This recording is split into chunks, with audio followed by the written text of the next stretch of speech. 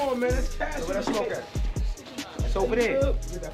Would have become known as the Ohio Four were convicted of the murder of Marsha Blakely. They were also suspected in the murder of her roommate Floyd Epps. I got exactly 3 years before I go up for parole, but I'm not even trying to go up for parole because I'm in here for something I didn't do. You know what I'm saying? I'm locked up for something I did not do. When it comes to the movie Belly, most fans will tell you it's a must-watch, and it has earned its spot as a classic alongside other black coming-of-age hood crime films. But the truth behind the story is way darker. The real people the characters were inspired by, Alfred Al Monday Cleveland and John Shakim Bio, are both serving life for a brutal double murder. As reported in the release, these men were convicted of the 1991 murder of Marsha Blakely and were suspected in the murder of Miss Blakely's roommate, Floyd Epps. The film didn't just skip over the darkest part of their story, it actually dropped while all of that was still going down. Let's get into it. One detail about Belly that a lot of people don't know is tied to the man behind the script, Anthony Romeo Bodden. He wasn't just some random writer hired for the film. He was a kid from Hollis, Queens, who grew up around the very guys he later wrote into the story. The characters were reflections of real people from his own neighborhood. Tommy Buns, the hot-headed and magnetic role that DMX brought to life, was modeled after Al Monday, and that minor but very crucial character, Knowledge, was based on Al Monday's real partner, Shakim Bio. I say sorry. You hurt my feelings. And Nas's character, Sincere, wasn't real at all. That was Romeo himself. He inserted his own perspective into the story, positioning himself as the narrator, the reflective voice looking back at what he witnessed growing up. In other words, Belly was Romeo's way of telling his version of the story, but with a cinematic polish. Roll, kid. The thing is though, the real story didn't look like Belly. The movie gave us a stylized, glossy, almost dreamlike tale filled with violence, money, and redemption. It painted a fantasy of hitting rock bottom and then finding hope. But reality was darker. The real story wasn't set in Omaha, Nebraska, like the film suggested. It played out in Lorain, Ohio, a small industrial city on the edge of Lake Erie. And instead of a journey about getting rich and then finding God, the real story ended with a brutal double murder and a justice system failure so deep it would lock these men away for life. Now, before the murder charges and the weight of the drug cases, there was actually a different dream in the mix. A dream that came from those same Hollis, Queens blocks that gave the world legends like Run-DMC and LL Cool J. For Al Monday and Shakim Bio, the first dream wasn't to be kingpins, it was to be MCS. Shakim himself made that clear in a recent prison interview. He said that their ambition was music at the start. They wanted to rap, they wanted to make it, but that dream slowly slipped away. Why? Because back then, the streets offered way more money than hip-hop did. Unless you were Run-DMC big, there wasn't much real money in rap. I lost my ambition to be an MC because at this time, we making more money than MCs was making back then. We talking like... Shakim admitted he couldn't see hip-hop growing into the billion-dollar industry it eventually became. So instead of grinding it out in studios, he leaned into the streets. I wasn't be able to see the future, to see that big hip-hop would be a multi-trillion-dollar like thing that it is now. Like, I didn't see that back then. The fast money of hustling was just too tempting compared to the slow, uncertain grind of music. That choice, he said, ended up shaping everything that came afterward. And while Shakim was hustling, Al Monday was charting his own path into the underworld. He didn't grow up in extreme poverty. In fact, people say his childhood was decent. His father had a nice house, and Al had privileges that other kids around him didn't. Credit cards, expensive clothes, gifts. But that wasn't enough to quiet the call of the streets. He supposedly started out small, stealing and stripping cars, then moving on to bigger, riskier hustles as he got older. Eventually, Shakim and Al decided to expand. They set their sights on Lorain, Ohio. They went to a smaller city, one they could dominate. By the summer of 1991, it was no secret. Al Munday, Shakim and 2 other men, Benson Davis and Lenworth Edwards, were moving drugs from Jamaica, Queens into Lorain. According to Shakim himself, from 1988 to 1991, he had Lorain on smash. They controlled the market, running things like outsiders who planted their flag in a city that wasn't theirs. And that was a double-edged sword. It brought them success, but it also made them stand out. They weren't locals, which meant when things started going wrong, they were the easiest ones to blame. Then came the morning of August 8, 1991, the day everything came crashing down. That morning, police discovered the body of 22-year-old Marsha Blakely in an alley behind the Westgate Plaza. The scene was beyond brutal. Blakely hadn't just been killed, she had been destroyed. She'd been stabbed over 25 times. Her ribs shattered, her neck snapped, her throat cut open. To make it worse, whoever killed her ran her over with a car, twice. Just hours earlier, less than a quarter-mile away, her friend, 23-year-old Floyd Epps, had also been found dead. 2 young people gone, hours apart, in the same city. The Lorain police didn't take long to connect the dots. To them, these weren't random killings. They were linked, and the word on the street backed that up. The whispers said Marsha Blakely, who struggled with a crack addiction, had gotten herself into debt with the Queens crew. She owed money, and this was what happened when you crossed them. It was the kind of message drug crews were known to send. But the truth is, the investigation was shaky from the start. There were no witnesses, no fingerprints, no DNA, no hard evidence of any kind, just rumors, and a city already suspicious of the outsiders who had moved in and taken over the drug trade. To Lorain police, Al Munday and his crew checked every box. They were young, black, flashy, not from the area, and they ran the streets. In other words, they were easy suspects. All the cops needed now was someone willing to point the finger. What have become known as the Ohio Four were convicted of the murder of Marsha Blakely. They were also suspected in the murder of her roommate Floyd Epps. When the case started stalling, Lorain County prosecutors sweetened the pot. They put out a reward, $2,000 cash, for anyone who could provide information. That reward was basically an open invitation for someone to sell a story, true or not. On September 10th, 1991, the bait was taken. A longtime police informant named William Avery Sr. walked into the station. He wanted that reward money, but there was a catch. The cops told him the reward was only for someone with first-hand information, not just hearsay. Avery Sr. left empty-handed, but the very next day, September 11th, he came back. And this time, he didn't come alone. With him was his son, William Avery Jr., a self-described crack addict who was deep in the streets and desperate for money. Avery Jr. claimed he had the first-hand scoop the cops were looking for. What he really had was a story to sell, and for a small price, the state was about to buy it. Here's what Avery Jr. told detectives. He said he owed Al Munday money for drugs. According to him, on August 7th, the night before Marsha Blakely's body was found, Al forced him to go to Floyd Epps' apartment to help deal with Blakely over missing drugs and cash. Avery Jr. claimed he refused to lay hands on her because he had grown up with Blakely, but that he stood by and watched as Al Munday, Shakim, Benson Davis, and Lenworth Edwards brutally beat her for 20 minutes. He said Blakely was knocked unconscious, dragged out of the apartment, and stuffed into a car. Avery Jr. insisted he didn't witness the actual murder, but claimed that later that night, Al Munday showed up at his place and told him, "We took care of the junkie, we knocked her off." That was all the police needed. They had their story, they had their witness, and suddenly, their case had life. For his trouble, Avery Jr. was rewarded handsomely. He pocketed the $2,000 reward, was paid another $2,000 to $3,000 for his deposition testimony, and even received a relocation stipend to move him out of Lorain. The cops and prosecutors finally had their smoking gun, or so they thought.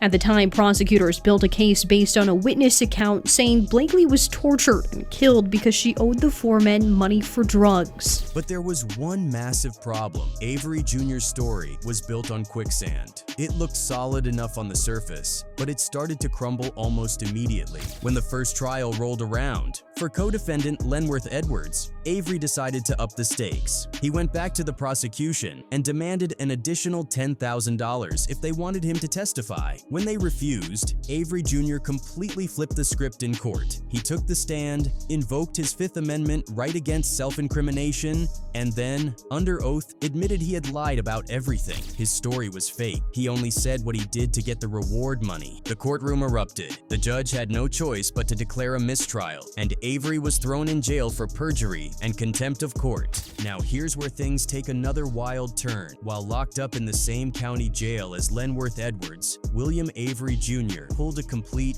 180. After blowing up the state's case with his recantation, he suddenly had a change of heart. He reached out to an FBI agent and claimed that Edwards had threatened him inside the jail, even going so far as to make a finger slice motion across his throat. According to Avery, a corrections officer also told him to save himself. That little detail gave Avery the excuse he needed to backtrack yet again. Just like that, he withdrew his recantation and agreed to testify for the prosecution one more time. But this time, his story morphed again. For the very first time, Avery said he was actually at the murder scene. He painted a whole new picture for the cops and prosecutors. According to this new version, after the apartment assault, everyone piled into a car and drove Marcia Blakely to the alley behind Westgate Plaza, the very place her body was found. He claimed he stood there and watched as a mysterious fifth man he called Justice attacked Blakely with some shiny object, striking her over and over, before Avery supposedly panicked and ran off into the night. It was a shape-shifting story, rewritten every time Avery's back was against the wall, but unfortunately, that testimony was the only thing linking the Ohio Four to the murders.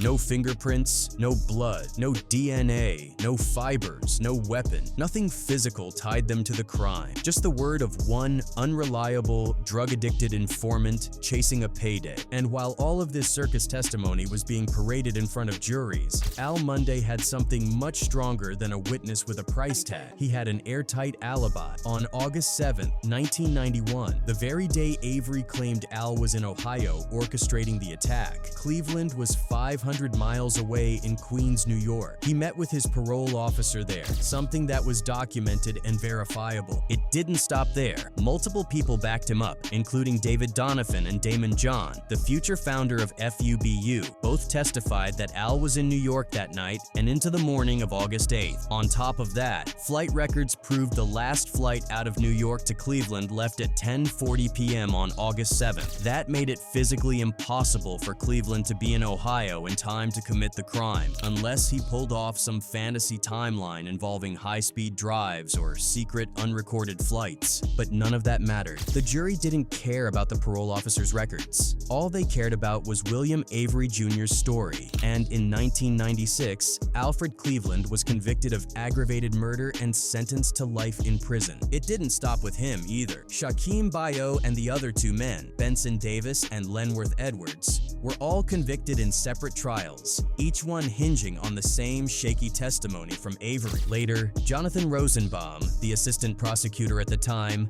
would admit that the physical evidence in the case was lacking. But instead of that being a reason to step back, they used Avery's ever-changing testimony as the missing piece of the puzzle. In reality, it wasn't a missing piece. It was the fatal flaw. By 1998, while the movie Belly was lighting up screens and turning Al Munday and Shakim Bayo's legend into hood mythology, the real men behind those characters were living a much harsher reality. Alfred Cleveland was already deep into a 26-year sentence at Richland Correctional Institution. Shakim Bayo, meanwhile, was serving a separate 20-year federal sentence for drug before his Ohio life sentence even began. For years, the state of Ohio treated the case of the Ohio Four as a closed book. But then, in 2004, more than a decade after the convictions, something unexpected happened. Out of nowhere, Avery walked into an FBI office in Detroit. This time, he recanted everything. He told the agents that he had lied, that he had never witnessed the murder of Marcia Blakely, and he dropped a bombshell. It wasn't him at all. It was his father, William Avery Sr., who was involved.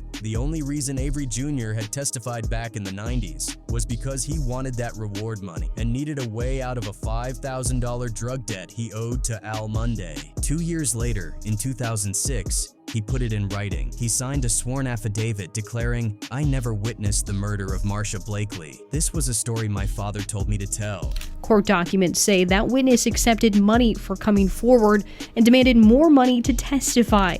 And the man has since signed an affidavit saying he lied about witnessing the murder at all. That should have been the end of it, but not in the American justice system. Getting a conviction overturned is a mountain climb compared to the easy downhill slide of securing one. In 2008, Avery took the stand again at a post-conviction hearing. A judge warned him about the consequences of perjury, and when prosecutors refused to give him immunity, Avery got cold feet. He pleaded the fifth, refusing to answer questions. His recantation was suddenly stuck in limbo, hanging there but not officially cemented in the courtroom. Still, the fight didn't die. Organizations like the Ohio Innocence Project picked up the case. For more than 15 years, they dug, argued, and filed motions, refusing to let the story fade into silence. And finally, in late 2024, all that work produced a breakthrough. Lorain County Prosecutor J.D. Tomlinson, after a painstaking review of the case, filed a motion to vacate all 4 convictions. Tomlinson's statement was a full-on rebuke of the original prosecution. He said,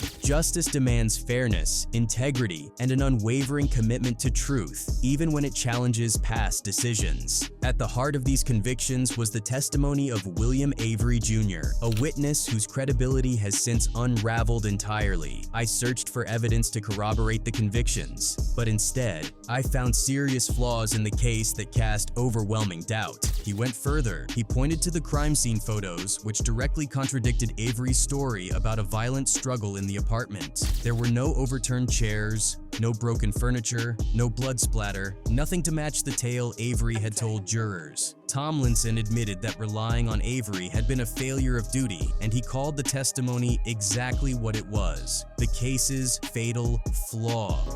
The Lorain County prosecutor teaming up with the attorneys for those 4 men to ask for a new trial to dismiss charges in that 1991 murder case. Attorneys for the Ohio 4, along with the Lorain County prosecutor, say the key witness in that 1991 murder case knowingly gave false testimony, and many of his claims have since been debunked. For the first time in decades, there was hope, but the system wasn't about to let go that easily. Judge Christopher Rothgary denied the joint motion to vacate, and then, in a cruel twist of timing, Tomlinson lost his re-election bid. The new prosecutor, Tony Sillo, wasted no time. He immediately withdrew the motion, shutting the door on freedom. In a blink, the window for justice slammed shut again, and so the men's fates split. Alfred Almonde Cleveland walked out on parole in 2020 after serving 26 long years. But freedom wasn't total. He wasn't exonerated, and the conviction still hangs over his name. He put it plainly: "I want this behind me. I want it behind for the people of Lorain County. There's no need to keep going through this for 30 years now. For so many years,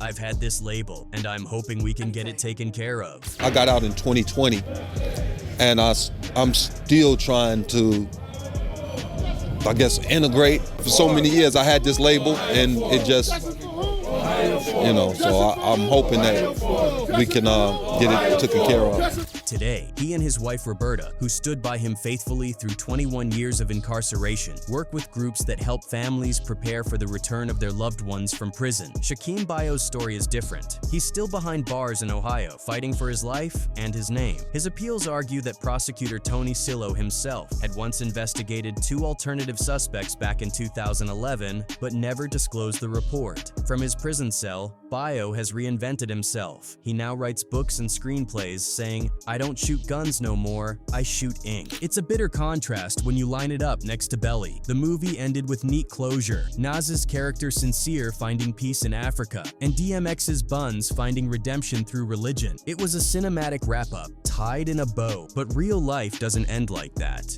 Reality is messier, crueler. The real story wasn't about a glamorous rise and fall. It was about a grinding 30-year nightmare inside the American criminal justice system. It was about 4 men sent away for life on the word of one compromised witness, a man who later admitted that he lied to get money. The movie made Al Munday and Shakim Bayo into mythical gangsters, larger-than-life figures in hip-hop folklore, but it erased their reality. Two men caught in the gears of a wrongful conviction, paying the price for a crime the state itself now admits wasn't proven. Al Munday is home, but still shackled by the label of murderer. Shakim Bio remains in a cell, fighting for a justice that seems just out of reach. And the most haunting part of all is the murders of Marsha Blakely and Floyd Epps. The crimes that started all of this remain unsolved to this very day.